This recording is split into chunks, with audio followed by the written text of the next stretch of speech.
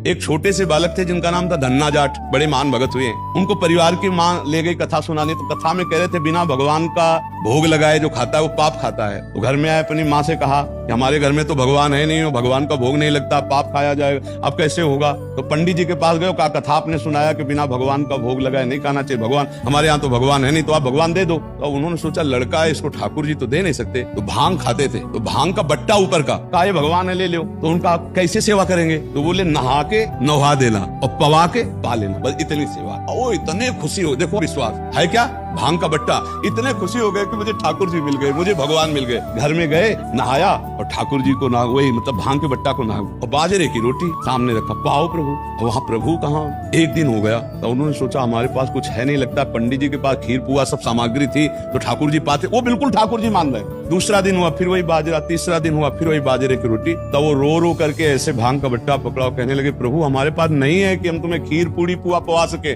और गुरु जी ने कहा बिना पवाए पाना नहीं, अगर आप नहीं पाओगे तो हम चाहे मर जाएं लेकिन नहीं पाएंगे। उसी समय श्री कृष्ण प्रकट हो गए और बाजरे की रोटी शुरू कर दी पाना। तो बोले देखो तुम कितने निर्दयी हो, 3 दिन से तो हमें भूख लगी है और हमारे घर में ज्यादा कुछ है नहीं, 1-2 रोटी माँ बना पाती है, गरीब आदमी, पूरी रोटी तुम नहीं पाओगे, आधी हमें दो आधी तुम पाओ। और फिर जो लीला का विस्तार हुआ कि धन्ना सेठ हो गए, अपार वैभव उनके। ये है विश्वास, गुरु के वचनों पर बिल्कुल बुद्धि न चलाकर विश्वास।